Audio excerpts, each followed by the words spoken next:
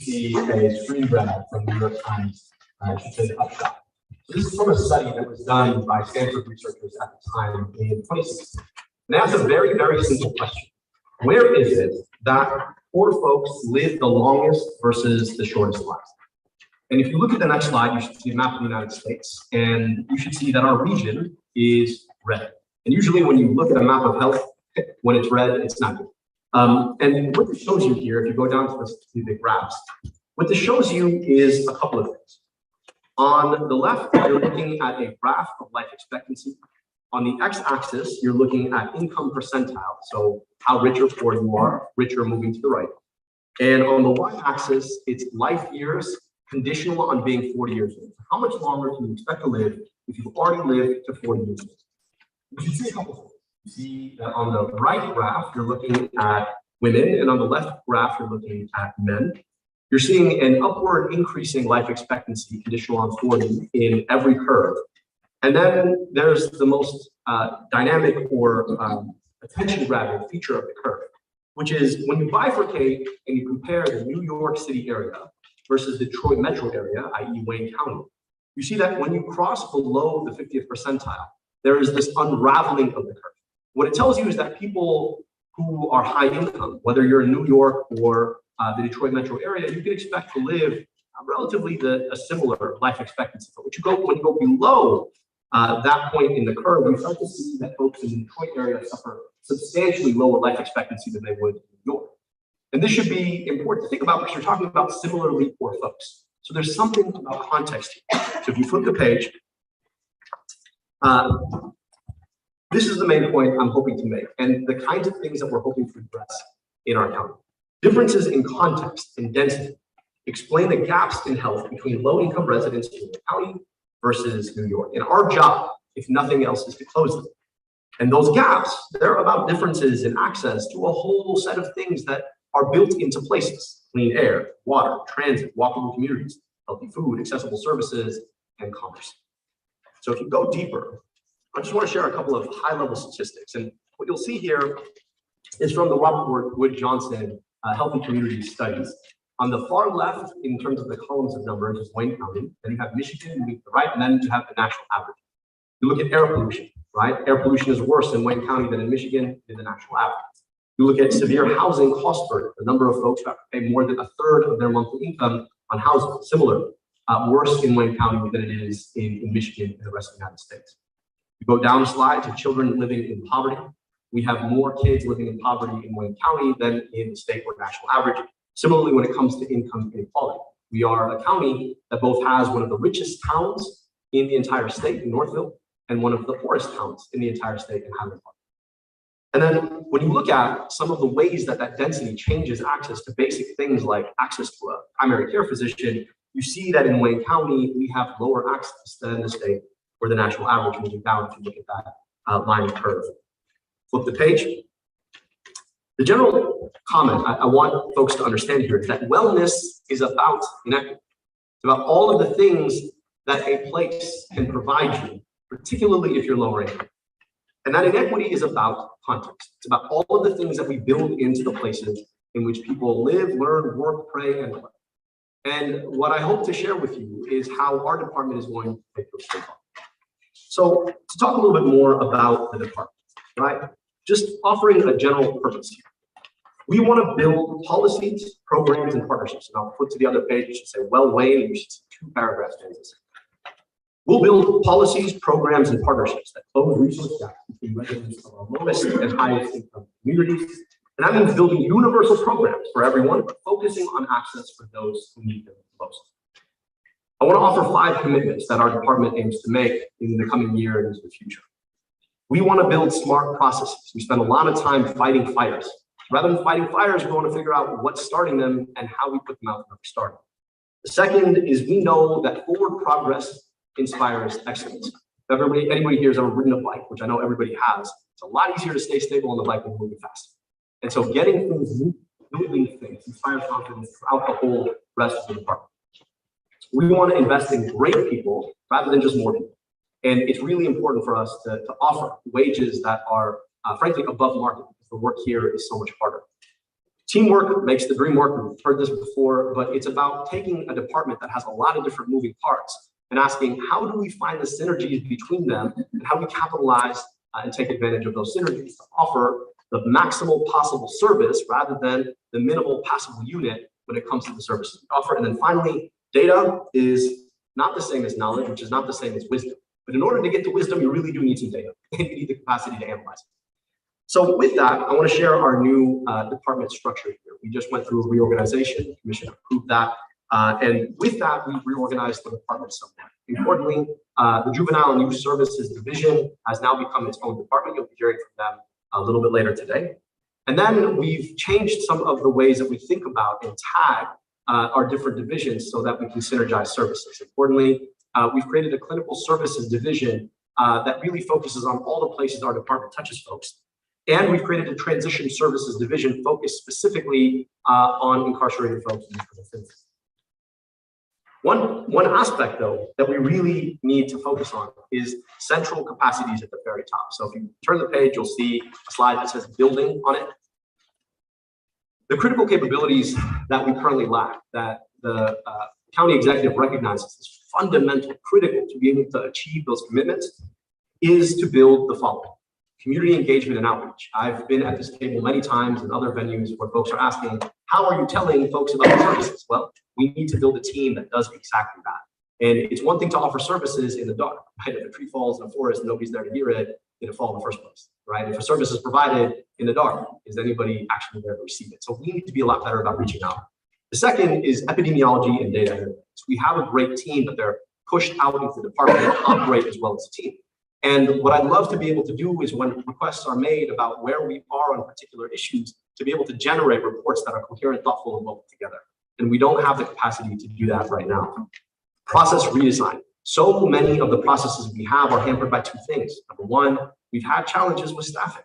And so people start to build crutches around low staffing. We're working very hard through our collaborative marketing process to raise those wages and start hiring in. But the other part of that is designing processes as they ought to be so that we are meeting the needs of 2024 rather than operating in accordance with when a program was built or last thought back in the 90s.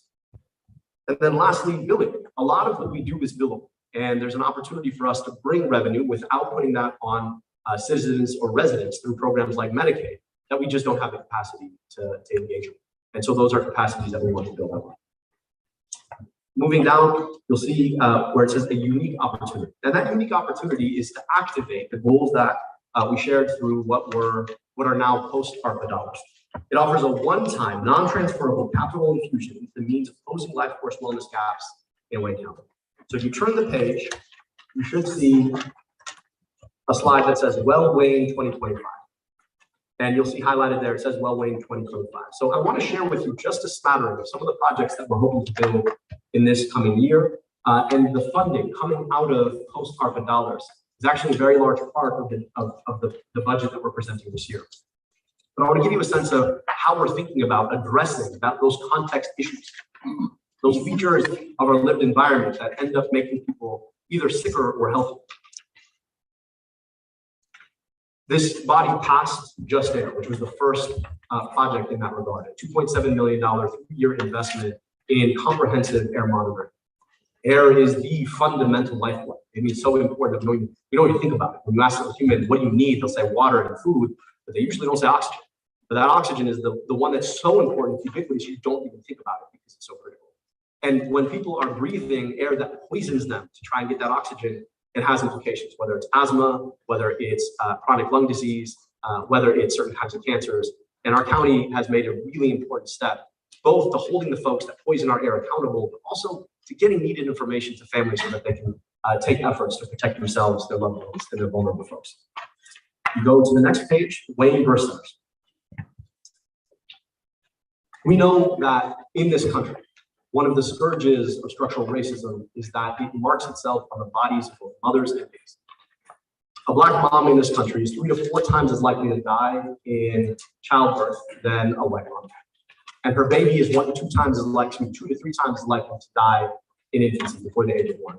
And one of the challenges that we've had is that structurally there has been discrimination at the point of care. And that discrimination can be overt or it can be subconscious. But we know that it operates, and we know that Black women are systematically more likely to be discriminated in big and small ways. One way that shows up, my wife Sarah just had a baby 6 months ago, and when we first did our visit, I wasn't able to join her. And the question that she was asked wasn't, is dad in the picture? It was, tell me about dad. The same woman going to the same clinic, if she's Black, is more likely to be asked, is dad in the picture? So that tells you something about the kinds of attitudes that people bring into a clinical setting. So we want to address that by building comprehensive birth centers, 2 of them across Wayne County. And what these birth centers will do is they take out the profit motive that is implicit in healthcare and address the circumstances that create that discrimination and drive that discrimination in the first place. And we want to be able to offer all of the services that a mom might need from the moment of conception to the first year of life. And the reason that's so advantageous is because we offer so many services already. You think about WIC, right? You think about our lead program. These are all things that we can hook someone into if they're already in our services. And so this is an opportunity for us to make a big, bold investment, building off of a lot of the work that's being done in the city of Detroit. Birth Detroit, they just broke ground on the first birthing equity center in our state.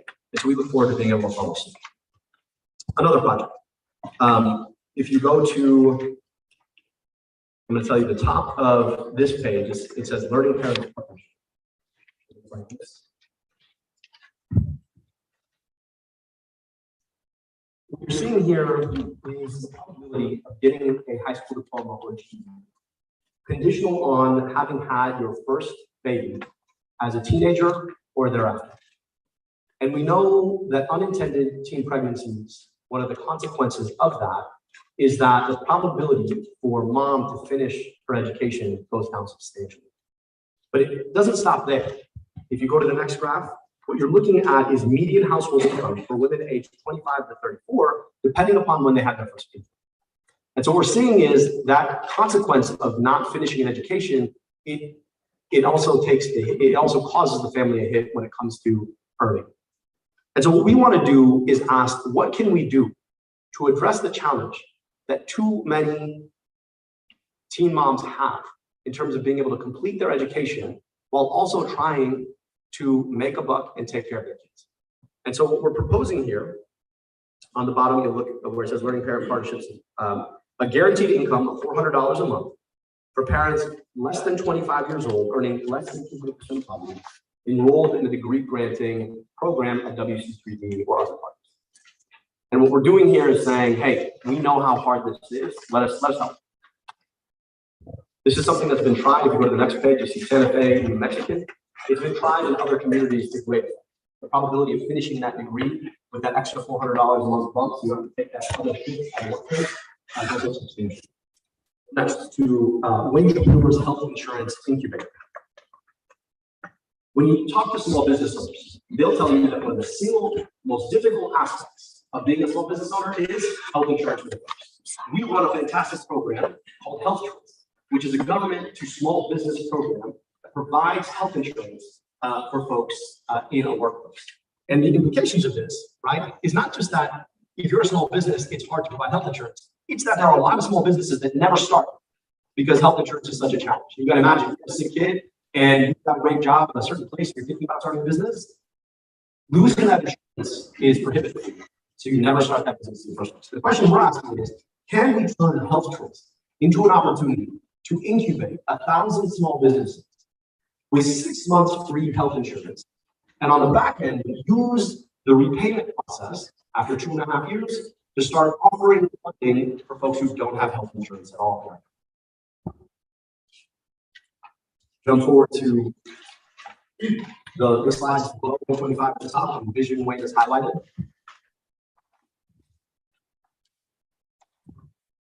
Upwards of 20 to 30% of kids who, because of state statute, will screen for vision deficits, will come back screening positive for deficits next. That means we knew that they needed a pair of glasses and we did not get a pair of glasses. Back when I was serving in the city of Detroit, we stood up and said, do something about this. So we built a program to provide every child a free pair of glasses with absolutely within 2 weeks of vision tests. And one delivered at home. The program has since, over the past 8 years now, delivered over 10,000 pairs of glasses. question for us is, can we do this in Wayne County? And I would argue that this is something that is truly a civil rights issue. Because it doesn't matter how much funding for schools, if you're sitting in the back of class, and it doesn't matter what's happening at the school board, you can't see. And we know the implications long term for youth who don't get vision deficits. Keep going to well-being fresh trucks. If you look at grocery store prices, right, a lot of us in public health will say, you need to eat green leafy vegetables. You need to make sure you eat right and exercise. I've heard that advice before. That's really tough advice to hear when you can't get access to green leafy vegetables because you're not getting green. And if you go to this graph here of Wayne County, should be the top of your page. Look at the yellow space that's highlighted. We have food deserts, and we also have what I call food swamps. Food deserts are places where it's almost impossible to get access to food in general, it's so far away. But food swamps are places where you get access to food, it's just not the kind of food that you recommend people eat, right? And to address both of those, there's an opportunity for us to put those fruits and vegetables that we recommend everyone eating on a truck. You can imagine this truck would start at a schoolhouse. Beginning of the day. Families are dropping off their kids and go shop. It would be SNAP and EBT eligible. It would then go to senior homes across our county and then end up back at school for pickup, right? That's the vision we have. We're trying to address some of this. Now, is it a silver bullet? No. But can it really help address some of the lack of access to healthy foods? We believe that it could. Turn the page. Naloxone is a life-saving drug. We are in the midst of an opioid epidemic that sadly has affected hundreds of thousands of lives here in Wayne County. Naloxone is a drug that reverses almost miraculously an opioid overdose. And right now it's very difficult to get access to. What we want to do is put 100 naloxone medications in communities across Wayne County so that it's openly accessible. And with that, to make sure that we're also offering education and advice about how to reverse an overdose and how to save a life. And then finally, to talk a little bit about the progress that we've made. And I know this was a bit of a long precursor here, but I have to tell you, I'm super proud of the team that I get to work with every single day. And I just want to share with you some of the important progress that's been made out of our divisions. In public health, we achieved a higher COVID-19 vaccination rate than the Michigan state average, and we've initiated county's first known comprehensive community health assessment, actually looking at ask, what are the challenges that we face and what can we do to address them? In our access to division, which runs Health Choice, they've finished a phase one of a digitalization that I think will bring us further into the 21st century and allow us to be that much quicker when it comes to processing claims. In our veterans, it was really challenging for a lot of veterans to come find parking in downtown for services. And so under the leadership of Director Randy Walker, they built a Garden City unit that is out in county, that is a lot more accessible, free parking, etc. In transition services, the team that leads jail health and adult community corrections, they've implemented a comprehensive medication-assisted therapy program to care for folks with substance use disorder. And they did build Wayne County's first naloxone vending machine right there in the jail. And then finally, at the medical examiner's office, they established a really impressive joint community advisory committee, and they've been implementing the Wayne State Partnership for many years for the first initiative. So last but not least, I want to share with you our fiscal year 24 budget. You'll see how it is distributed both across funds and across divisions. And I want to make note that some of the growth in this budget represents about $30 million of the $60 million that we're forward for our post-ARPA health projects, all of these well-linked projects that I shared with you. One question about ARPA dollars is, well, there are one-time investments. How do you make them sustainable? So what we're working to do and hope to have a conversation with you all at Commission is to ask, can we set aside some of these funds so that we can create a revolving fund that would fund long-term the operations of these programs that we're doing. And we recognize, right, that this may be a unique opportunity for us to really put some down payment on making sure that these programs are not a one-time thing, a 3-year thing, that they're sustainable in the future. The other piece here that you'll recognize is this also includes, if you look at that clinical services bubble. So if you go to the bottom right-hand table, You look under clinical services at 45,808,000 change. That includes both the post-ARPA dollars and it includes funding for a new behavioral health program that we're standing up so that we can work with partners and administer new programs in substance use in behavioral health led by our Chief Medical Officer, Dr. Alicia. So I'll leave that there. I look forward to your inquiries and questions. I have to finish and just say our team is second. Our job is to deliver them the resources that they need and the opportunity to serve. And I think with the support of this body, the vision set forward by County Executive Evans, we're well on our way. So I really look forward to the conversation. Grateful for the leadership and your support. Thank you. For my commissioners, a couple of questions. I'm glad that you highlighted the changes in the budget, specifically the reliance that you described in various aspects of their budget, the post-COVID dollars. You also mentioned the guaranteed income partnership, learning parents partnerships. So I have to have a clear understanding of the $30 million, which everyone knew that the COVID dollars is going to be a one-time infusion of cash, and understand that all of these programs are very important, and especially in my community, the Black community, especially in various other communities where you mentioned where there is low income, even among the white and other races. So I understand how important these programs are, but sustainability, it is my community that has encountered times where they created programs, we got used to it, but then there's no permanent funding and run out of funds, and we have become very dependent on it, and we've seen how it has improved the community. How can we prevent, I know you mentioned the fund, and I'm more understanding of how you talked about the fund generating revenue from this infusion of cash, because I know that as a government, we have some limitations there. So for me, these fusion of dollars into this budget from COVID money is, I want to get some more clarity on that. Yeah, I really appreciate the question.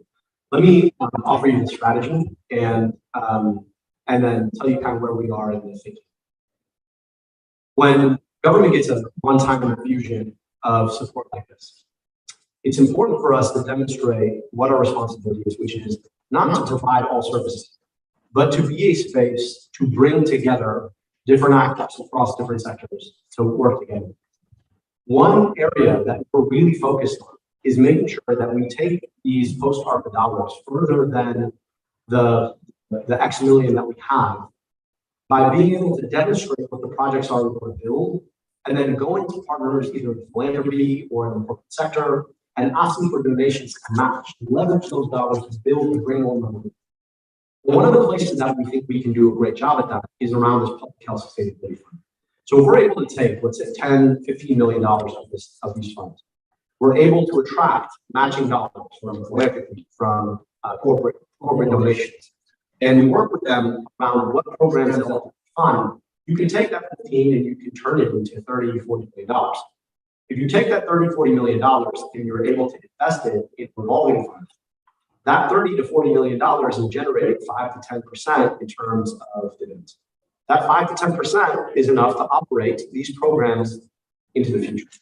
So building one-time programs is not enough, and we certainly recognize if you're not building it for 2034, then don't even build it in 2024.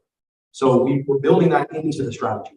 We've had a lot of conversations with both potential corporate social responsibility donors. We've had conversations with partners in philanthropy about how to do this. We're working with corporate counsel to ask how do we do this in a safe, legal, recognizable, and sustainable way.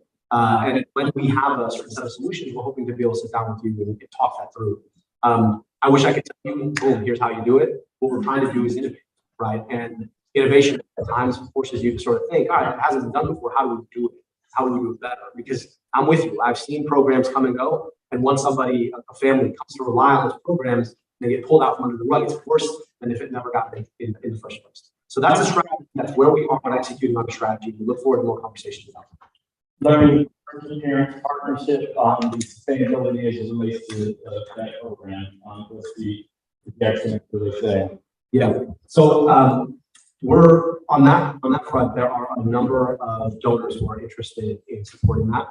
And what we would hope to do, right, is initiate that program on a pilot level for the first year, 2 years, and then look at those outcomes, and on the strength of that, be able to either adjust the program or go to donors who are already interested. So I can tell you about a number of conversations with potential donors on that. There's a lot of excitement. But I'll tell you, we'll not kick off the program until we have a sustainability plan in place. It's not enough to just say, here's the program and let's hope it flies.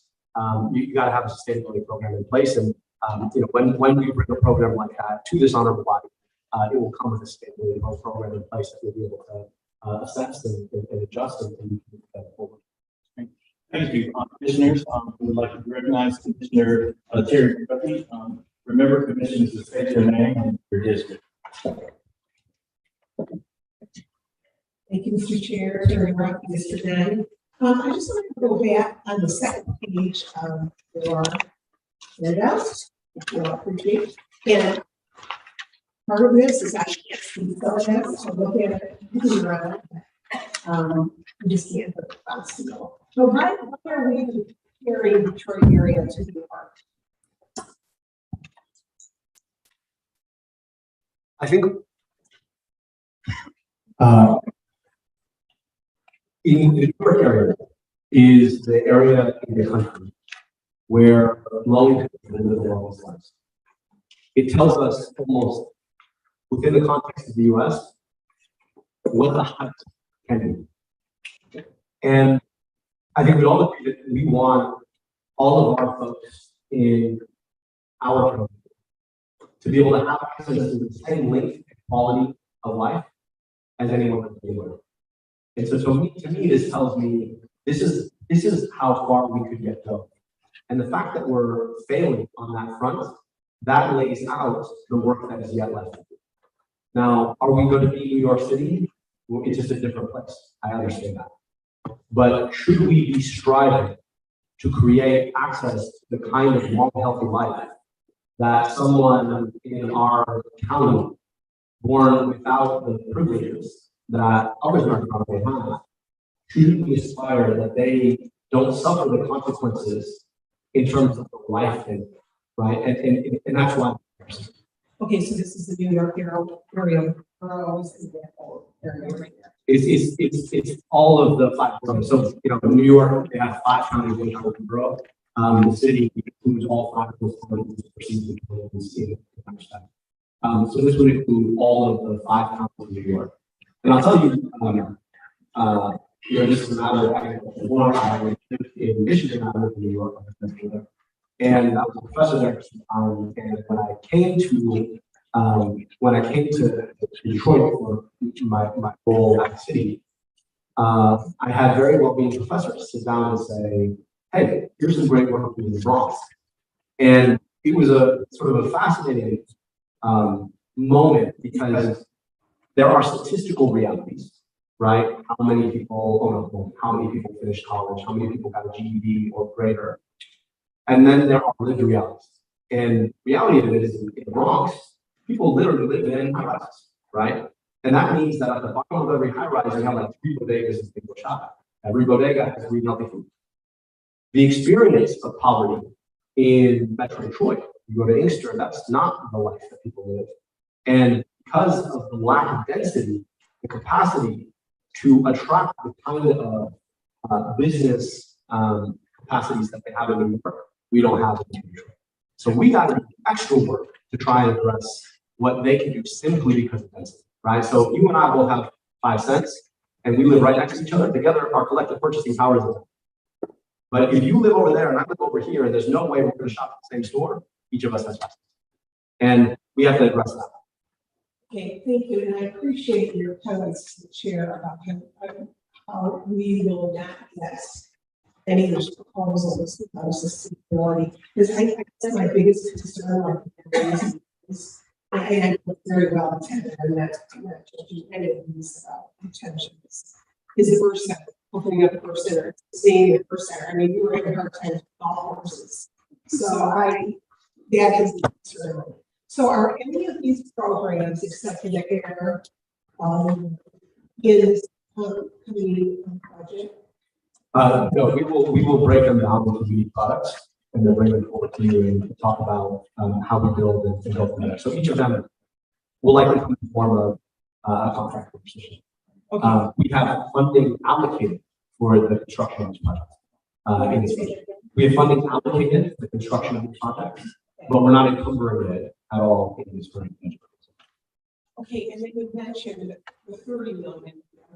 So the other 30, because you have 60, 62, and that's the one that you're looking into doing creative things. I don't know if you do that next. I know there's time limitations on it. But the 30 million is in this budget, and the other 30 is down the road. But I appreciate those comments because that is a big concern of the sustainability with all this confusion of zillions of dollars in this town.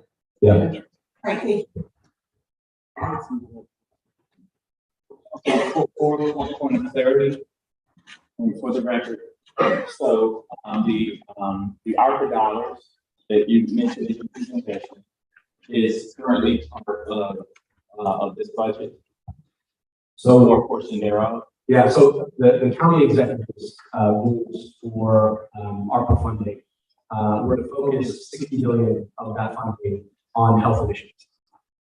30 million of those dollars was budgeting for this year. Now, a lot of that just simply represents the capacity to build these projects. It is a high lift effort. We have a whole team focused specifically on constructing these kinds of projects, and then beyond that, building new projects is kind of like building an addition to a house, and you got to make sure that the foundation is ready for it. So even as we build new projects, we have a lot of work to do internally. So the approach here was to say, let's budget 30 of the 60 million against our efforts to build new projects this year, and then we have the other 30 million available for the future. Now, all that is to say, we may not spend the full 30 million, but right now, given that these are not ARPA dollars, we're calling them post ARPA dollars because they come from ARPA, they don't have the same limitations of original.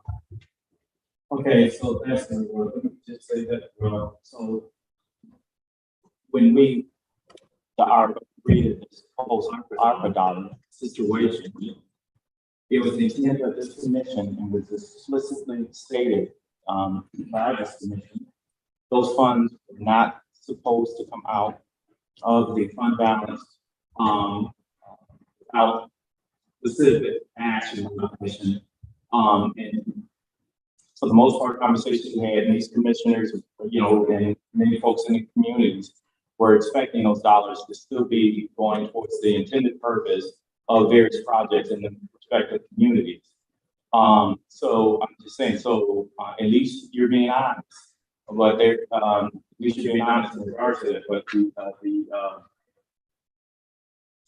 sustainability piece, but the funds are going to be allocated. You're saying that they won't necessarily be utilized, or these programs won't be implemented unless there's a sustainability component associated with these ideas.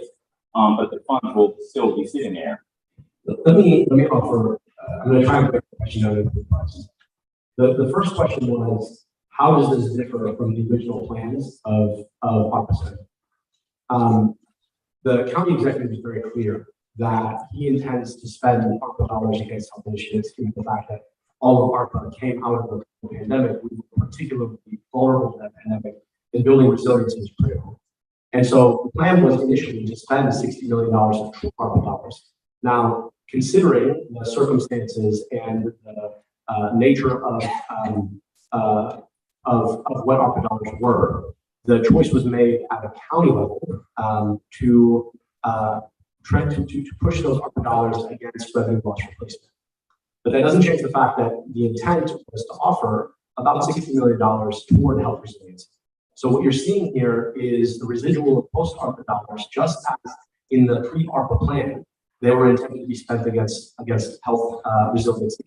They will continue to be spent against health resiliency. Now, they exist in a fund, and where that balance ends up being located, MNB has thought that it would be worth allocating the amount of funding or some amount of funding against the health goals that we had into a health fund such that we didn't have to pursue a budget adjustment to be able to get access to funding that was initially intended to spend. That was part one. Part two was around sustainability. This was always going to be the county part. And so when we think about sustainability, it's not simply county accounting, right? It's also asking who are our partners who can make our programs more sustainable. And a lot of what I shared with you is about two things. How do we leverage post-ARPA dollars to bring money into the county? And then how do we leverage the money that we bring in as well as post-ARPA dollars to turn it into a sustainable source of revenue that can then help to fund long-term projects? And that was something that we would have had to think through, whether these were ARPA dollars or post-ARPA dollars.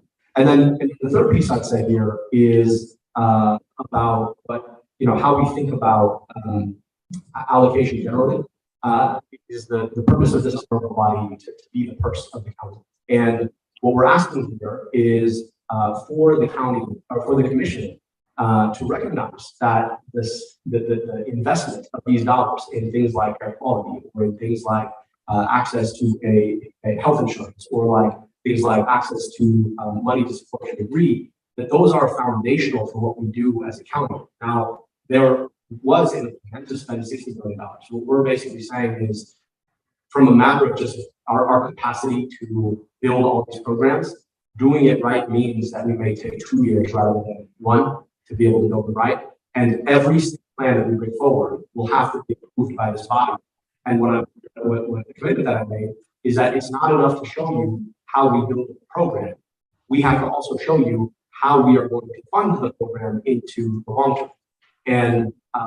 But it is about leveraging those initial ARPA dollars toward a long-term sustainable program, just as we were planning to do before the county decided to pursue reputable loss replacement. Any other any questions? Okay, Commissioner Baker from Boone. Thank you, Mr. Chair. I appreciate all of the work that you have done thus far. It's right there. You dove right in. You're being more proactive, which I appreciate as well. I have a question about the food truck, and is that something we're going to use? I guess the first 30 million to give up money, and where would that food truck be or circulate? Any plans?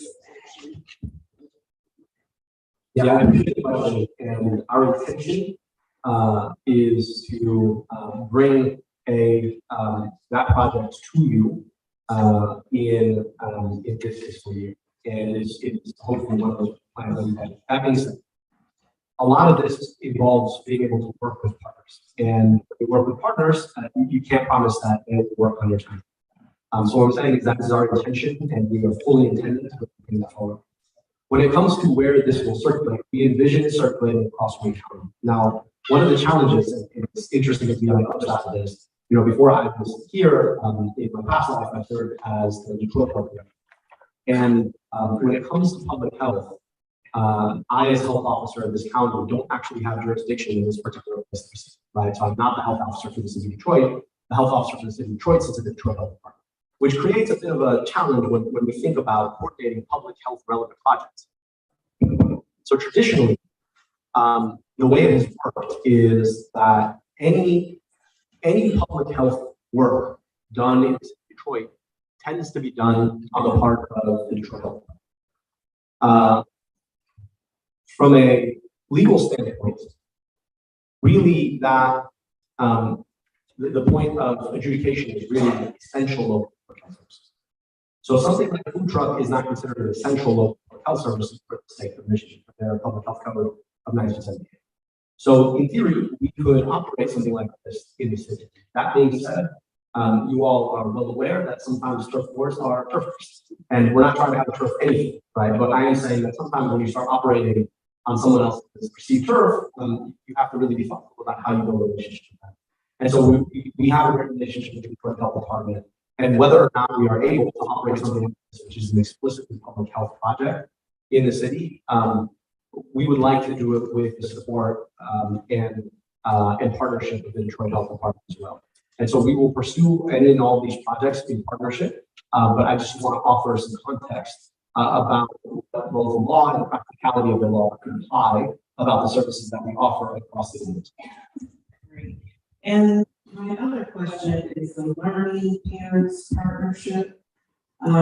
Is this a program that looking at immediately pursuing or doing that again? And also, is this in the city of Detroit as well?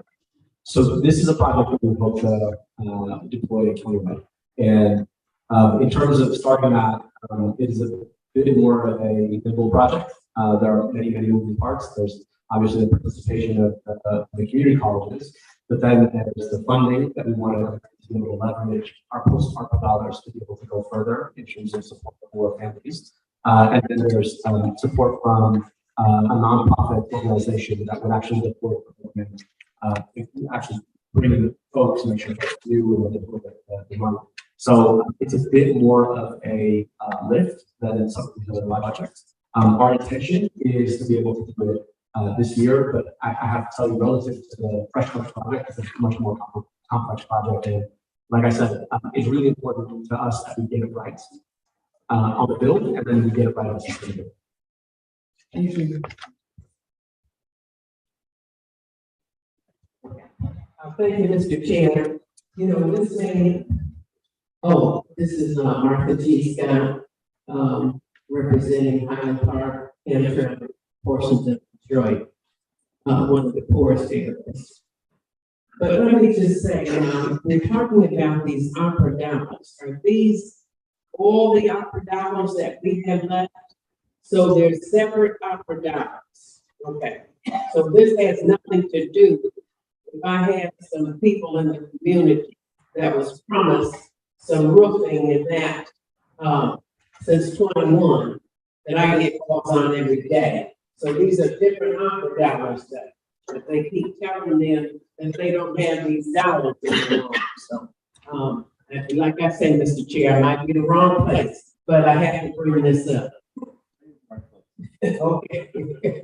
To do so, because I get these calls every day. One lives next door to me that just can't get all the help that is needed. But all of that is included with their help in that, you know. So, and I know that the county in my district had Trent. We did a thing. It was basically for the use on their health in there, you know, and we found out resident areas and stuff, you know, for community. So it sounds exciting what you're doing, you're thinking on all of this. So I appreciate it, but you know, it's a whole picture though that I'm trying to look at because of my communities. Thank you. Thank you, Mr. Speaker. Thank you. Okay, so I'm going back to the program, the Learning Partnership Program.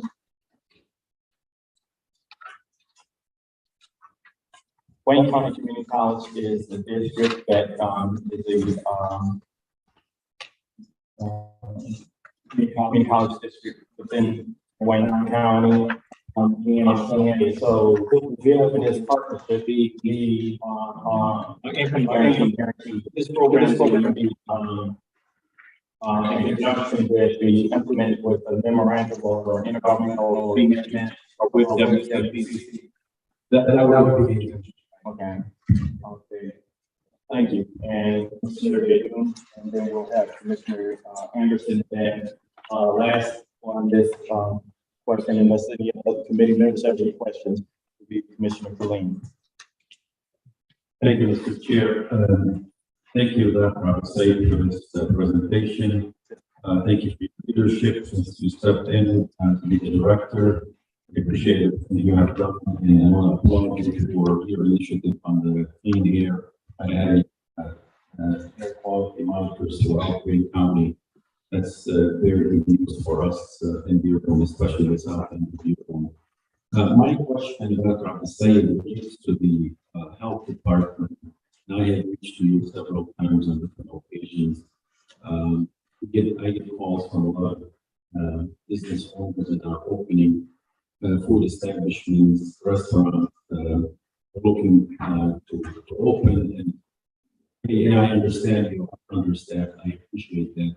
If there's anybody here from the health department, I applaud you and my head's off to you. I know you're working along the problem. They have enough staff to review all of these plans for restaurants and food establishments. This is a challenge for the departments. What can you share with us? What can you do to address this challenge? Yeah, I really appreciate the question. Let me first explain the challenge and then talk a bit about what we're hoping to do about it. We have, when I said building the program requires you to rebuild the foundation sometimes. Getting the foundation right is something that we critically need to do. So when it comes to the program that we discussed, our mental health program, we're operating at about 50 to 60% capacity. And in order for us to be able to staff, right, we have to raise salaries. In order to raise salaries, we have to make sure that we establish relationships and partner with the unions that represent these staff. So we're in the midst of collaborative bargaining right now. But there's another added challenge, particularly when it comes to new businesses. During COVID, a large number of restaurants shut down. Now people are occupying those spaces and building restaurants, which is phenomenal.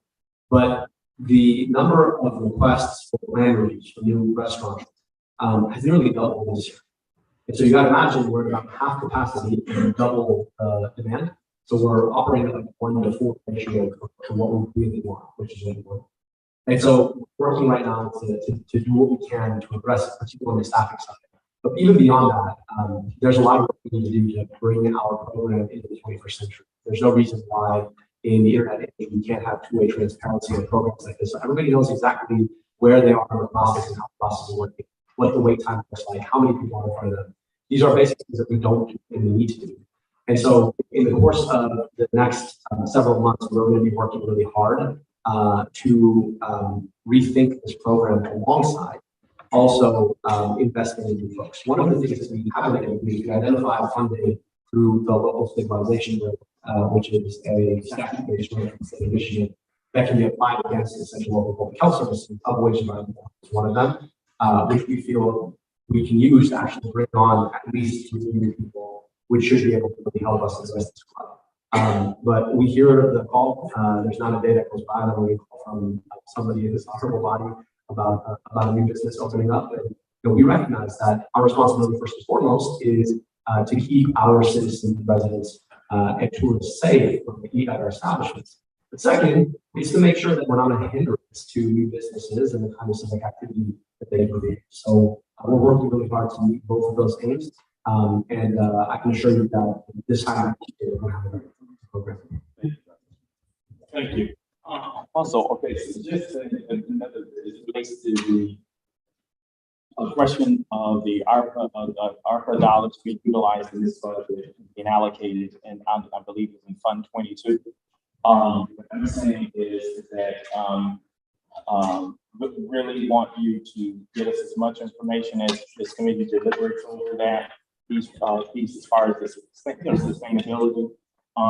Because it was the intent of this commission, as you heard a couple of times, and I don't think it's clear enough yet, but it will be by the time we deal with it, that $100 are coming out of what was the intended initial purpose. We didn't know that $60 million was the number that was going to be utilized towards that, the health health proposals that you just mentioned. So it wasn't nothing that, because we put all the money in, we were understanding some projects coming out. So that 60 million would represent a big chunk of it. So just the need, absolutely understand that it's there, but just the sustainability, so that we can be proactive as commissioners start making questions moving forward. Yeah, thank you. Thank you for all the manual. Mr. Chair, Glenn Anderson, District 12, Westland and the southern portion of Livonia. I had suspected very early on that there would be an attempt to slice and dice the remaining ARPA dollars, and that we would not see the funding for projects that we and we had been told, and we were personally aware of some that are projects, and some of those projects are related to the health and welfare of the residents of that community. And I'd love, you're a dreamer. I think it's great. I think we have to have dreams before we can see reality some way down the road. But I'll be watching to see that third phase of projects come to us before we start slicing and dicing up what's left. And I hope you understand where I'm coming from. I support your ideas. I think they're great ideas. But I also think we have a responsibility to protect what we had all agreed that we would do to make sure that worthwhile projects that were one-time expenditures are not forgotten, not pushed by the wayside. And that's my concerns, and I will be watching that myself. And I want to support what you're trying to do. And some of the ideas I think probably need a little tweaking. I know there's some private companies I noticed just recently that are providing on a very small scale fresh vegetables into communities. I think that is extremely worthwhile in making a partnership to help that grow. Might be an option too. But I do want to see the administration provide us those next projects, so we're not left out there paying and all the money is spent by slicing and dicing up in different projects. Thank you. Thanks,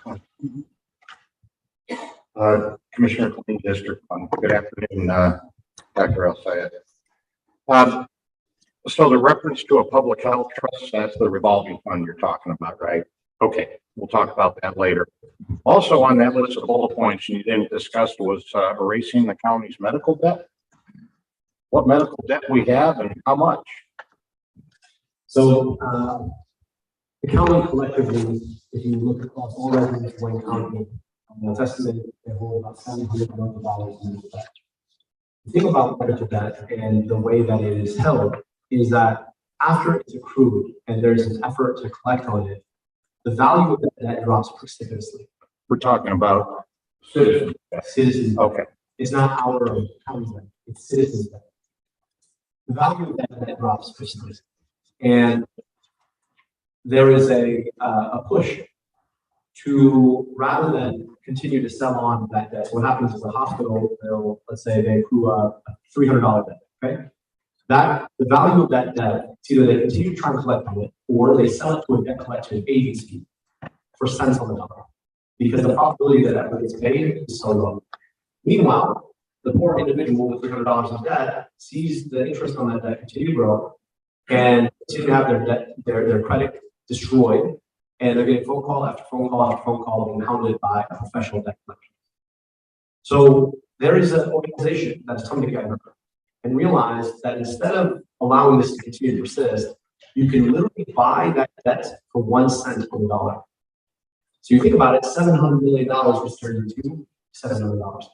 And in the most recent state budget, there was about $4.5 million against debt erasure. That's being focused for folks who put in matching funds. So you're seeing the picture here. We have an opportunity to collectively wipe the medical debt for county residents for a couple $1 million. Talk about one-time major investment in people. that will fundamentally change somebody's life. And so there's an opportunity for us to do it, and we're currently exploring it. And the county executive is really focused on the opportunity for us to really wipe the slate clean for some of our poorest residents. I'll look forward to further conversations with regards to that. And just some of the graphs you got, and one showed that Wayne County is pretty close to the state and national averages about primary care physician per population. I also want to comment the earlier graphs. The choice of comparing New York to Detroit was the New York Times choice. This is not our graph. It's the ones that they publish. And of course, when you're sitting in New York and you want to draw stark contrast, hey, Detroit's out there. But I also want to be cautious on that graph. It depends on where you live in the county in terms of availability of doctors. Across the county, our average primary care versus population might be close, but there's areas in the county that have a ton of primary care physicians and other areas that don't have many. So the accessibility is not, and you've kind of discussed this today, it's not evenly spread out.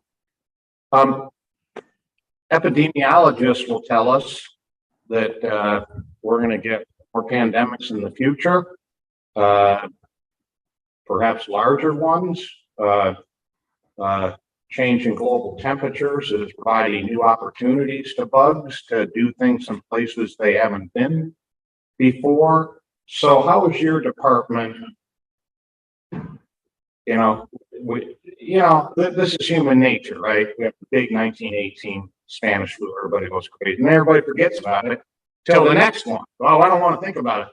So are we doing anything in our department to kind of beef up where we're at with that so that we're better able to respond and we don't get caught flat-footed for the one that's coming? I really appreciate the question. And to your first point, just having a primary care physician in your community, literally, if you have it next door, doesn't mean that you can see it. And one of the challenges we have is too often primary care doctors only reserve a very small number of slots for Medicaid patients. And we have a disproportionately large Medicaid population. So I really appreciate that point. The second point, there are two things that we need to be able to do as a department. The first involves the fundamental investments that we make in the well-being of the population. Well, the COVID numbers that we saw in Wayne County were a function of a baseline higher probability of illness in our county. So all of the things that we've talked about are about resilience in a way that makes our population just that much more robust to the shock of this pandemic. Within our department, it's a lot of the capacities that we talked about at a department-wide level. The ability to have better relationships within our community so that when we get information out, it's not something that you saw on a social media post or on TV. It was a representative from the health department that who comes to your community meetings regularly.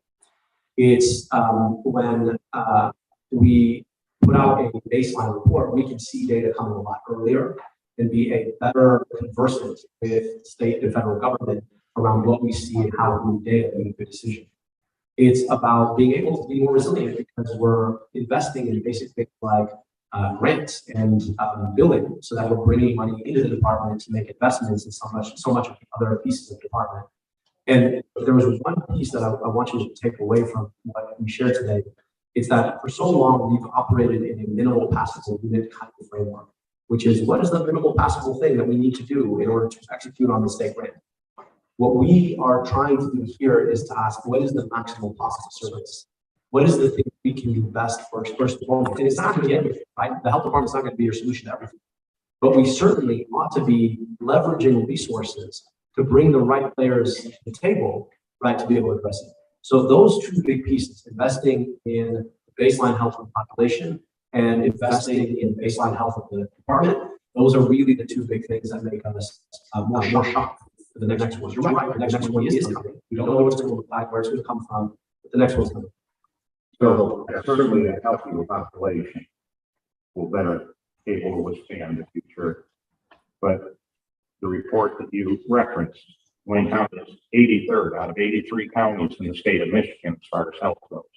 And that is what we need to deal with. I want to discuss with you a little bit, Wayne County in the chart has responsibilities for indigent care. I just want to go back through a little history of this for context. We have a 1981 charter. The county hospital for the indigent closed in 79. It is no accident that the Charter Commission made sure that that responsibility that the county has was in the charter. Then we have to fulfill that. And there was various efforts that went on in the 80s, and the commission passed a few things, but then they were withdrawn. So I believe it was in 95 that the Michigan Court of Appeals issued an opinion that said county proposed PCMS system, patient care management system, would be the appropriate vehicle for indigent care in the county. Well, we don't have PCMS anymore. So I don't know if courts have ruled since then about what we do. But what we have been doing, to the best of my knowledge, is to use the airport parking tax as a funding mechanism for, and I believe that's $14–15 million a year. But I have asked, and staff has asked now for 2 or 3 months, that we have to report to the state of Michigan how we are using those indigent dollars. And we've had a request in to see the last 5 years of those reports for 2 or 3 months now. And that has not come to fruition yet. And I'm looking to have, since we like this work, more robust discussion about how those dollars are and how they're allocated. We talk a lot about the indigent here today, right? And partners that we may have out there. So I don't know if you know where that 14–15 million is going. I am going to suggest, and I would suggest this to my chair of the Health and Human Services Committee, that we make this an agenda item, have a good discussion in Health and Human Services. How many dollars are generated? Where are those dollars going? Are they really the best use of those dollars? Because I'm listening to you, and it's great. I mean, our health is so poor in this county. Whatever resources we have to help our citizens, I don't want to squander any of those. I don't know if you know the current situation at all with the airport tax dollars. Kamal Kepler, Road Management and Budget Finance Director. No, to answer your question directly, Commissioner, but I'll be working on that as soon as we leave. I did get your question, and if I'm clear, you want to over the last 5 years. Okay. And I'm going to be a little short here. That question has been asked of administration for about 3 months now, and my feeling is this is all on a computer somewhere, and somebody can go in the back of the room and download the last 5-year reports and have them in 10 minutes. But I think I will suggest, I'm sorry, Mr. Chair. Yes, I'm going to say, we're in the budget process. How soon do you think you can get that information? Because it should exist somewhere. When he brought that to me, I told him it's absolutely fine to send that communication out to you all, because he and I both thought that it would just be easily able to identify where those dollars are, especially since it's a required Charter responsibility. Yeah. I'll work on it tonight and get it to my leadership to review. Okay. And that will be good, Mr. Chair, but it still may take an upcoming meeting of Health and Human Services to really, because I don't think we're going to be able to turn on a dime here in the next 3 or 4 weeks. If once we look at this, the commission has some ideas about how these dollars should be spent as opposed to how they currently are. That might take a little time beyond the approval of next year's budget, but we can always amend the budget. So I'm going to ask my chair of Health and Human Services that we really take a good long look at this in Health and Human Services Committee and see where we stand. Thank you. Thank you for the time, Mr. Chair. Thank you. Commissioner Marecki will be the last person this time. She just wanted to highlight. Thank you, Mr. Chair, I appreciate it. Giving me another chance. Okay, Commissioner Floyd, his first question about, because I had not heard this one before, and I think all of you are very creative ideas. The citizens' debt, did that come back to us? That was a decision made. Because I just wondered if something like, hey, wipe it up a year, 5 years later, but that's there again. So, I mean, this is a commitment we make to our citizens for the rest of their lives. I mean, we could go into their mortgage payments, their car, gas bills. We could do a lot of stuff. Yeah, I hear the question. I once wrote a book about universal health coverage for everyone, so I'll do that. And at this point, right, our healthcare system is such that it drives 2/3 of people who get a cancer diagnosis into bankruptcy. It drives people who are being beat up in every other part of their lives to add literal insult to their injuries. And we don't intend to set a precedent about consistently racking up that. And I understand the worry here is that will create what Congress would call moral hazard, which is to say that you're practicing that and come back and cover it. That is not what we want to do. We recognize that, particularly post-COVID, this has hit a real fever point. And the intention here would be to say, we've got a one-time opportunity to do something really important for a lot of people. And that's that. And you know, to the degree to which we're talking about one-time funding, it's actually one of those things that's like, all right, there's a one-time opportunity. But unfortunately, when you think about any of the challenges, or any of the uses of funding, you think about, Commissioner Scott talked about fixing the roof. Well, if we fix someone's roof now, or we can access the roof next year. So at some point, I'm a lot more interested in the move forward. But if we can at least take this opportunity for 1 cent on the dollar, right, to really change a lot of people's lives. I think it would be a hard opportunity to miss simply because they might have some expectations of the future, right? And I think it would be really important to say it's a one-time thing, a one-time opportunity coming out of yes, nothing additionally come in the form of a contract. And so we'll come back if we can come with those. Okay, thank you.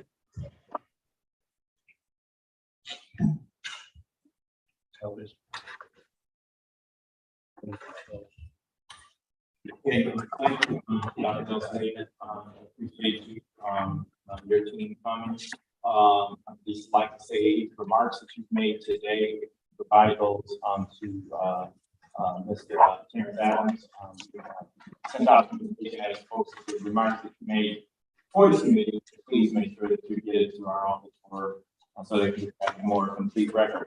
Based upon our conversation, based upon this discussion, staff will be having some additional follow-up questions as we will need that information to further deliberate on the budget request for your department. Thank you. Thank you.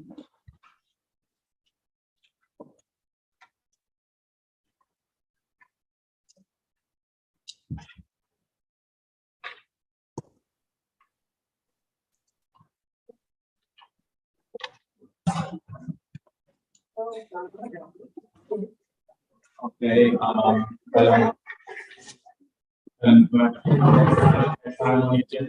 Item E, discussion. You can maybe take a 5-minute, keep going. No, I'm just getting up. Okay.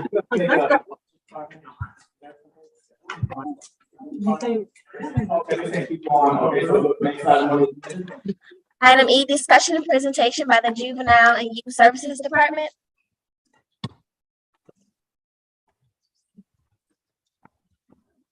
Yeah.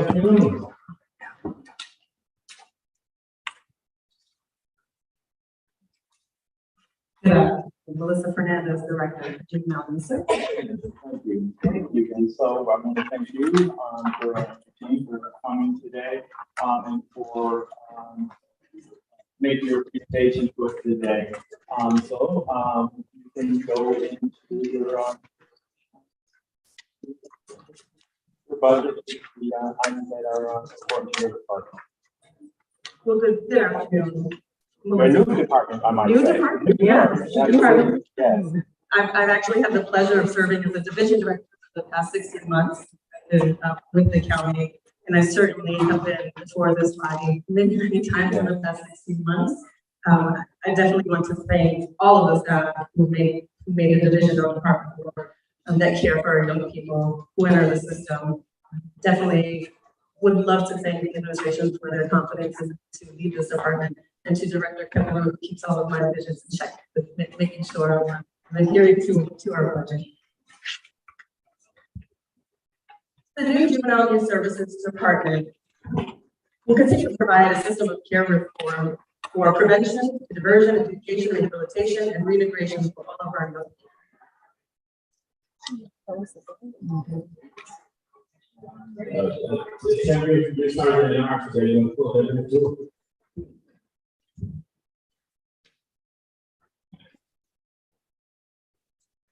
If you take a look at our new org chart for our new department, we have a lot of vacancies.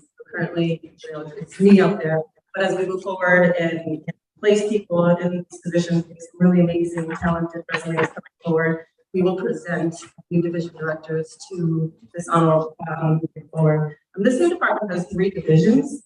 Our first division is our institutional care division. For the past 16 months, since I've been the division director, you've certainly heard quite a bit about our institutional care division. And this division will be responsible for our juvenile detention facility and also for our warrant enforcement bureau. So warrant enforcement bureau supported by Wayne County Sheriff's 3rd Circuit Juvenile Division or care management organizations. We support the enhanced community interventions with youth that are placed on tether in our community. Our community-based program division will continue to provide services for our youth assistance programs, care management organizations. We'll continue to oversee the MOU with our court and our JAC, Juvenile Assessment Center, or Assured Family Services, which is a single point of entry for all of our youth into the system. Our last division is our prevention and diversion division, which will continue to oversee our first contact, and our right track, which is in charge of diverting youth. In 2022, we had over 300 youth diverted from the system. The org part, as you see, it really should have a web around it or a net, because we don't exist in silos, right? We exist to serve the continuity of care, and it certainly exists with collaboration between our county court, our prosecutor's office, law enforcement, our public health department, our contracted agencies, our juvenile assessment center, CMO, and our Wayne County Sheriff's Organization. The next slide that I provided, I really wanted to point out some of the data points for our 2022 fiscal year. And as you see, that first line shows our community relation levels, or levels 1.5 and 1. And those are youth who are in the community with enhanced supports. In 2022, we had a significant increase. We had more than doubled the population of community intervention. And that really was in line with our governor's task force on juvenile justice reform recommendations in keeping our young people in the community and providing enhanced supports to prevent them from entering the secure system. I did want to point out, in addition, our juvenile detention facility, we served in 2022 over 1,000 youth. We had 1,260 youth go through our detention center. And so even at those numbers, we continue to divert kids back into the community with continued support, which we saw an increase in 2022. One of the things that certainly goes hand in hand with our public health department is a proportion of young people who are diagnosed with mental illness. 88% of our young people are diagnosed with mental illness, developmental disability, severe emotional disturbance, intellectual disability. A really high number to see our kids in our system with that number. In addition, 72% of our young people also suffer from substance abuse issues. Raising the age, we saw that new in 2022. We saw 105 people fit that raising age criteria. We will see those numbers increase.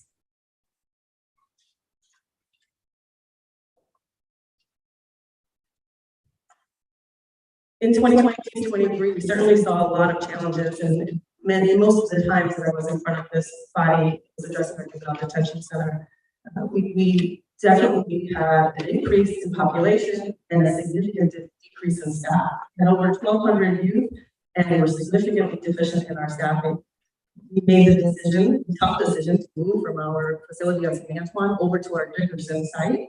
And while certainly grateful for that location, it really was not conducive to juvenile justice. And so we continued to have staffing issues and staffing challenges, which made it challenging to remain in our state approved ratio.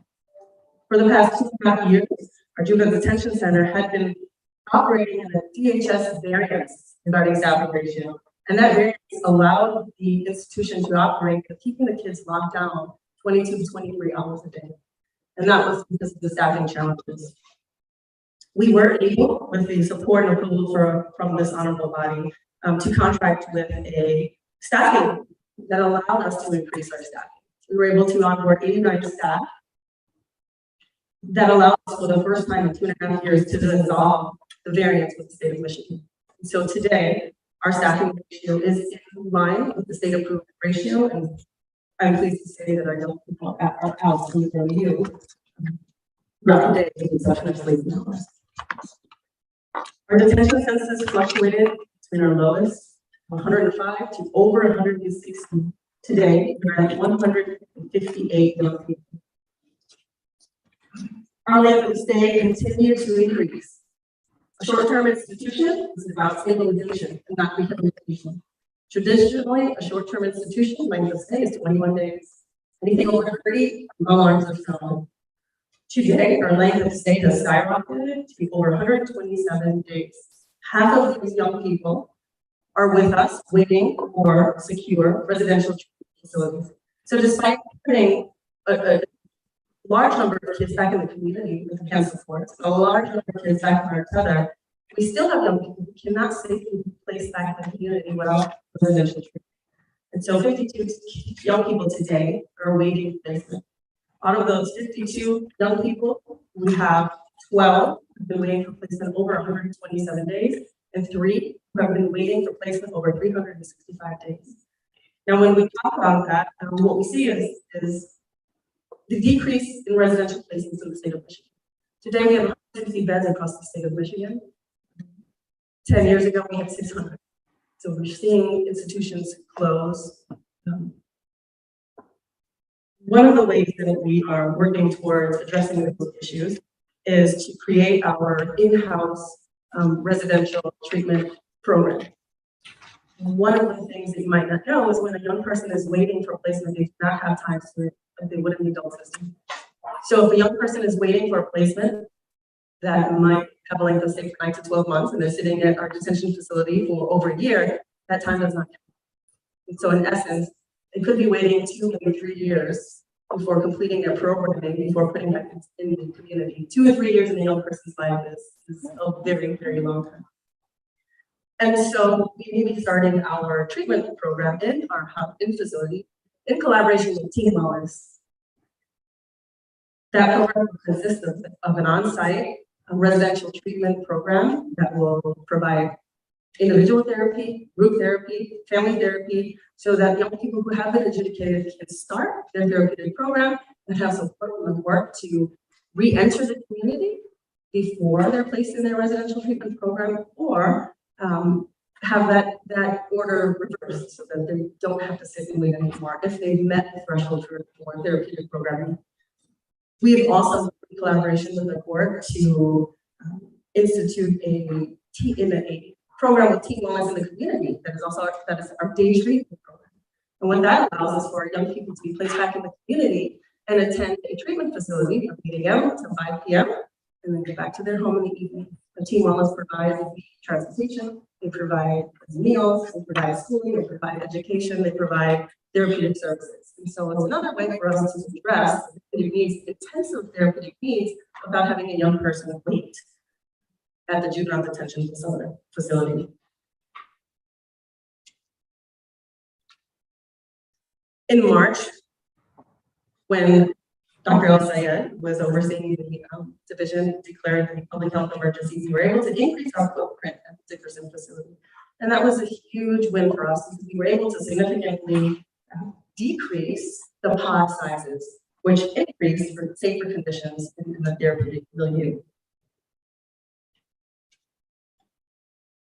Juvenile and Youth Services collaborated with the Third Circuit Court and Wayne State University to finalize our use of a disposition matrix. Now, disposition matrix is used in juvenile proceedings, and so what it does is it guides decisions about accountability while also supporting the youth's chance of success when they are reintegrated back into the community. This tool reserves residential placement for the highest risk offenders only after all community alternatives have been exhausted. We really focus and will continue to focus on inviting outside experts to support our efforts towards juvenile justice reform. This summer, we invited the Council of Juvenile Justice Administrators, who spent 3 days with the JDFT to really look at what's working, where we are now, where we want to be, and how we're going to get there. A full report will be issued. We will share that with the school. We also communicated with the Columbia Justice Lab. Columbia Justice Lab discussed some of the challenges that we're having here in Wayne County and really helped us understand that this is a systemic issue. With our juvenile detention facility, that we are facing the system of a systemic issue when it comes to juvenile justice and juvenile justice reform.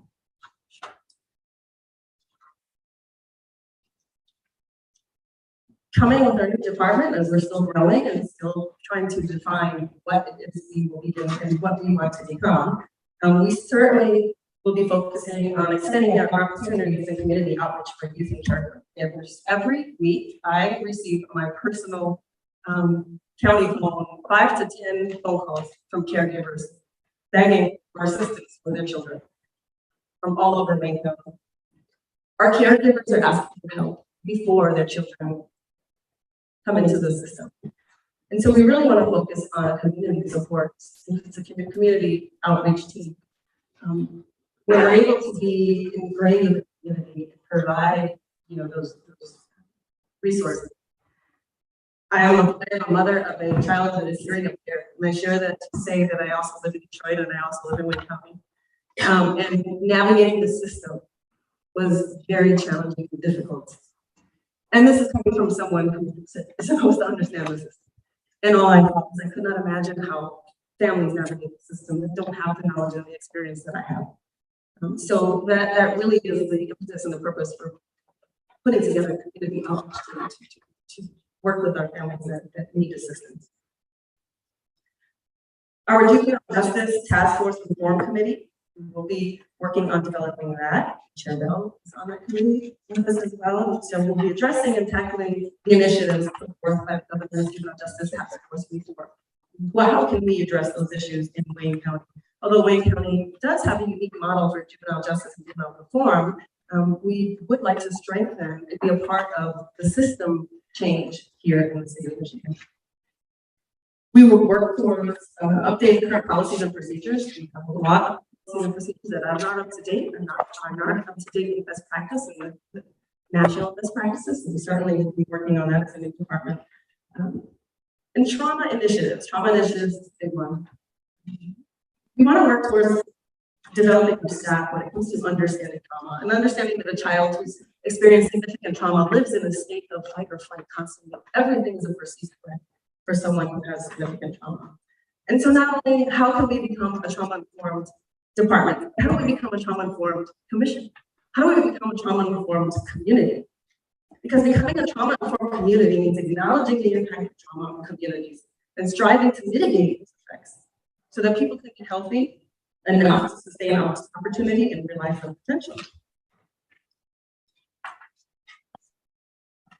Training initiatives, specifically for juvenile detention facilities.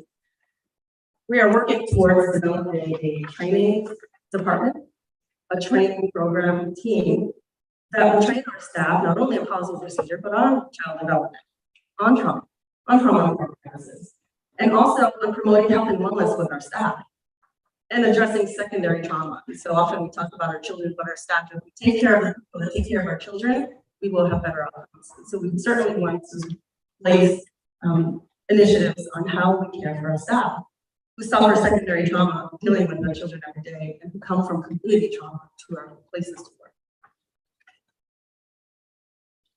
We'll work towards increasing our community partnerships to address our collaborative approach towards JJ reform. Our children do not exist in silos. They do not exist in a vacuum. So we have to continue to increase our community partnership and our collaboration, whether that's in the school for our community or addressing our violence in our communities and our.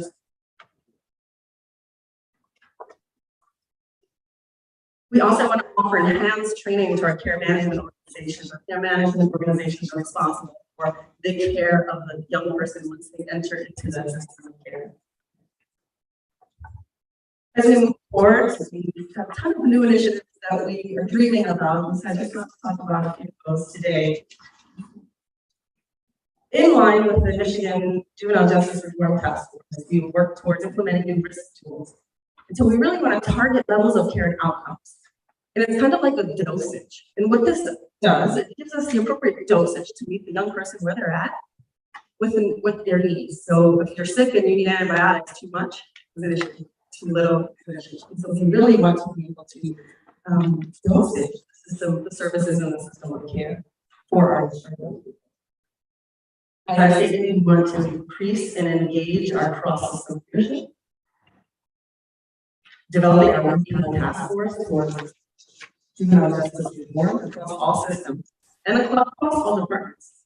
So we don't exist in vacuums. And so although the Juvenile Youth Services Department is separating from public health, my good friend and colleague, Dr. Abdullah Sayed, is probably tired of me hearing them say that juvenile justice is a public health issue. We certainly need to work together instead of independent silos to be engaging in some programming with the community, Department of Health, Sheriff's Department, with their schools, and all the other departments that we have to offer. We talked a little bit about trauma, and trauma is a big piece that we can come back to. I believe everyone's heard of ACEs, right? Adverse childhood experiences that increase risk for health, mental health issues, and substance abuse. And so when a young person has a traumatic experience, they witness violence, neglect, family member die, violence such as suicide from birth to 17, that increases your outcomes for mental health, for substance use, for poverty. Fortunately, we can prevent a lot of those cases or protect them by increasing our protective factors. And so what are protective factors? School supports, caregiver supports, steady employment for caregivers. Communities where families have access to economic, financial help. Communities where access to medical care and mental health is available. Communities where access to stable housing is available. And access to communities where residents feel connected, have access to nurturing and safe child care.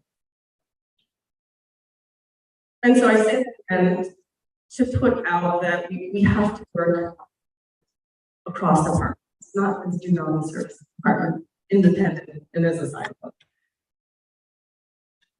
We want to continue to work with our public health department, law enforcement, our courts, our economic development to tackle these systemic issues of juvenile justice. It's not a juvenile justice department, JGF issue, but we have a systemic issue.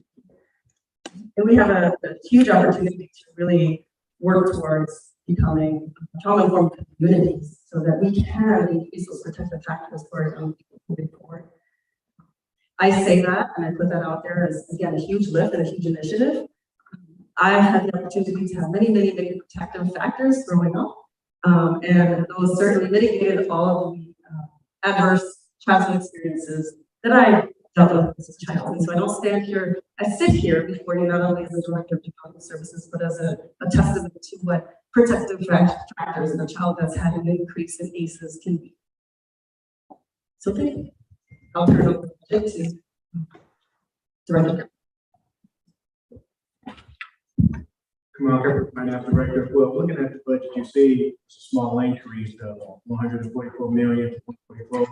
As Director Fernandez said, what was a big help was for lack of a better term, the public health emergency that we had early in the year helped bring the funding level up to what was needed for her to properly run the facility. Well, like I said, you are absolutely for your face, not only to the committee, but to the commission. It was a very tough year, but you showed up and did a yeoman's job You were very transparent with this commission. You were responsive and consistent before. And you utilized the money as you said you would, based on the those young people over there. And now that you're a full-fledged department, I know just listening to your presentation, it seems like an eagle that you're soaring, because now you have so much more room to be able to develop programs. And those important, I know I'm also on the mental health wins board. You know, to be this through some resources for the juvenile facility. And so I really am glad that you are able to respond. I mean, you sound like you feel as if you're able to respond in a sufficient manner on that. And then, not to mention, we're moving over to the CJC. So hopefully that will alleviate some of the challenges. And at this time, I would like to ask any commissioners, do you have any questions? Any questions of Ms. Fernandez? Okay. Yes. Thank you, Mr. Chair. And thank you so much, Director Fernandez, for all that you're doing. And as the chair stated, there has been some hurdles you had to jump over, and you're doing an excellent job. The question I had, I don't think I ever asked you before, what is the therapy that you're missing that now you want to bring into the JDF? And why would we have done that before? You know, so that they're not just sitting there ready to. So our detention center, the child care institution rules, is a short-term institution, and so we provide stabilization and not rehabilitation. So we start to provide crisis therapy, therapeutic intervention. We provide school, we provide all the services for short-term. No, it's gone in and out. Yeah. But so our length of stay should be 21 days. And so since we've seen that skyrocket, we felt the need to intervene quickly. And so in partnering with an outside agency to come in and do that, and afford us this opportunity to provide the care quickly instead of doing it ourselves and operating our own residential treatment program that would take that would be hugely left to hire staff and the training and provide our programming. And so we're certainly not required to offer these services, but we feel that it is necessary given what we're facing with right now. And so how long is that therapy? Is it a standard or just is on, you know? That's a good question. A lot of it depends on their needs, but anyone who is post-adjudicated will be in this program, and so they'll receive daily group therapy, weekly individual therapy, weekly family therapy at that post-adjudicated level. So it's 52 that are currently needing some type of therapy. And it would be in one group going through that. That is correct. They wouldn't all be 52, they have their rotations, but they still are receiving that weekly individual therapy. And so from when they start to finish, it could be how long? I'm just wondering how much longer. Sure. They have to stay. It depends. If the young person is in this program and if that opens up at a long-term residential facility, then they will move. But if they're in this program for 6 months and we have monthly court updates and present the progress, and the court may make a decision to release them to the community with increased support. Thank you.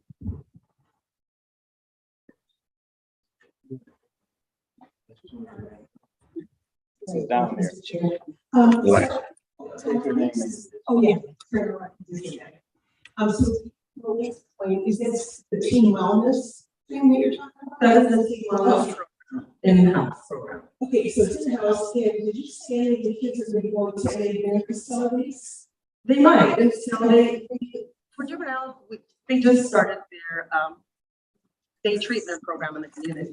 And so the day treatment program might be an option to be the community that can support. Okay. And is that a decision that be made by you or by the board? That's like That's totally correct. And then you mentioned one person that's been there, I think, over a year. Why would that person be able to find a facility? What kind of level are they at? They cannot get into a facility over a year. So that person is adjudicated for level 2 probation, which means secure residential treatment. And the reason is because the waiting list is so long and the services needed by this young person, they've been rejected at facilities. They need increased mental health, they need increased substance abuse, they have a low IQ. And so they just don't fit the admission.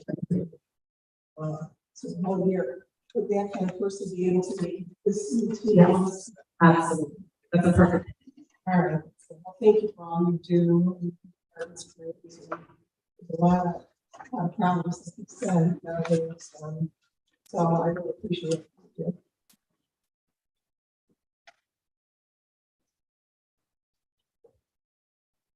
Is your community the last person? Well, I thought you were. Oh, Okay. my. All right. Until somebody else decides, then it won't be. Good afternoon, Director Fernandez. Wayne County's juvenile justice system is one of my favorite topics to talk about out in the community. Towards the end of the Engler administration, around the year 2000, the state kicked juvenile justice to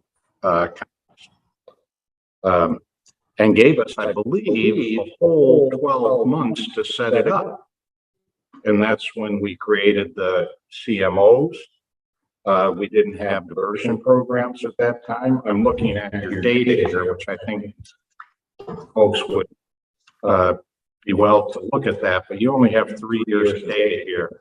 But we've been running plus or minus a few 7% on recidivism rates. If my memory is correct, the last time the state had this, we had recidivism rates of over 50%. And so the effect of what we have done in this county with the programs we had has been tremendous on our youth. Now, in that recidivism rate, that we count everybody that has gone through, whether they're in diversion programs or not, until the age of 18, correct? That's how we calculate. So it's just an enormous drop.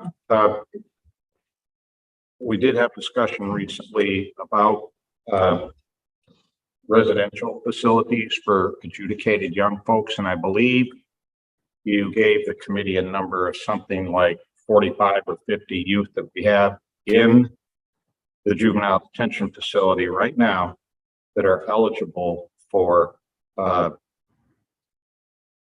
residential housing, and there's not enough. Whose responsibility is it to fund residential housing facilities? Well, all residential care is funded 50/50 by the state. I say in Wayne County, out of home, in-home care is 75/25, we'll be moving towards that. However, the state child care institution is a body that licenses all residential facilities. And so they have to put money on the table first, and then we match it if they want to create more beds, as it were. We just got, the state just passed a budget, an enormously profitable year this year in the state budget with all of the ARPA dollars and everything going through it that won't be there next year, and it'll be a much leaner budget for the state next year. How much money was in the state budget this year for more residential? It was 35 billion in the state budget for juvenile justice, and that mainly was for the task force reform and the preventative work. I don't believe there was any purpose. The 35 million was for what? The Michigan Task Force reform towards reform of juvenile justice. So there was no dollars for more beds, Not that I'm aware of. which for me is a conversation I have with East Side State. Well, it doesn't matter who they are around the state reps and state senators. You got to deal with this, right? We can't have youth that have been adjudicated and just have them hanging out in our facility. So, thank you, Mr. Chair. That's what I have today. Thank you, Director Fernandez. If you don't mind. Thank you. Thank you, Ms. Fernandez, and thank you both for joining us today. Great presentation. Like I said, continue to do good work and stay being proactive. It seems like you've really thought a lot of these programs out. You presented in a very passionate way, and so I want to thank you for you and your team's time. This afternoon and actually the entire day. so thank you for coming. At this time, I would like to ask if Mr. Lawson, CFO, is there anything you would like to say in regards to the I think the hearings were very informative, and I look forward to continuing them the rest of the next. Thank you. I'd like to ask our fiscal advisor, budget director, Terrence Adams, is there anything that you want to, highlight or bring to our attention? I would just like to note that Wednesday, we will be meeting in Commissioner Clemente's District 4 at the Lincoln Park City Hall. We will be hearing from the Registered Deeds Department, as well as Economic Development Department and the County Clerk Department on Wednesday. So that'll be 10 a.m. at the Lincoln Park City Hall. And let me nothing. Okay. So with that, Madam Clerk, next item on the agenda. Item E under new business, there is none listed. We're moving to item F, such other matters as may be properly submitted before the committee. I know of none. Next item G, public comments. Please unmute everyone on Zoom. Do you see any hands raised to be recognized to address this committee? There are no hands on Zoom. I'd like to ask if there anyone in the audience today who would like to address this committee. Okay. Yes, we have a mic. We have two. Someone. I don't have a question. I just want to ask. Okay, state your name. I'm Shirley Corley. And what she can bring you to my. And I was a previous BPS teacher for 40 years. And I was very interested in the last young lady's presentation, but I didn't get a flyer. With the information, because I'm very interested in children and what we're doing to help. Ms. Fernandez, I'll pass my business card to. okay, thank you. And the gentleman over here, you take the mic. Thank you. Yeah, I have a question.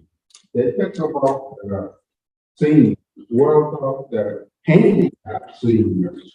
We don't talk about that. Why? Because, well, I see a lot of handicapped signs, a lot of handicapped signs. So what's going on? Okay. Can you state his name? Can you state your name and I'd like you to get his address so it can be response we sent back from and you get the gentleman your address so your question can be responded to in writing. Okay. My name is Albert Smith. I'm with the Hayden Block. Thank you for joining us today. And so, Stephen, we get his information, get it to our staff, so this question can be responded to. Thank you. Okay, and Hello, Harrison Shelby, and I'm elected precinct delegate section on precinct 269. Commissioner, thank you for thanks for inviting me. It was a great investment of time is wanting to learn more about the budget process. We always talk about young people being involved, and I learned a lot today, especially about learning the vision, the health department and some of the initiatives and how the money is allocated, things like that. But I would like to see, I'm very interested in the juvenile and youth justice, learning more information that was presented that wasn't part of this particular package. I previously worked in the nonprofit sector, dealing with youth that were experiencing homelessness, and also I got trained in being trauma informed as well as you've got, experience human trafficking as well, so having those systems in place are very important, how they all interact, create solutions that are cost effective. So I just want to say thank you, and thank you for that. No, absolutely. Thank you for joining us. I'm thankful when I see our precinct delegates and our citizens coming out and seeing government at work, because all the stuff we do on your behalf, and these are your dollars. So I want to thank you all for taking your time, coming and spending a whole day with us, and seeing the work that we do. So thank you all. With that, everyone else to be recognized. Madam Clerk, next item on the agenda. Item H, adjournment. Or it's been moved into court to adjourn. All those in favor, signify by saying aye. Okay, I want to. I'm sorry. So we need a motion to pass. Oh, excuse me, thank you. Okay, so, before we adjourn, we need to take a motion is in order to pass, the items. Supported by Member Scott, supported by Member Baydoun. All those in favor, signify by saying aye. Aye. Those opposed, sections stay approved. A motion is in order to adjourn. Moved by Commissioner Anderson, supported by Commissioner Baydoun. All those in favor, signify by saying aye. Aye. Those opposed, meeting stands adjourned.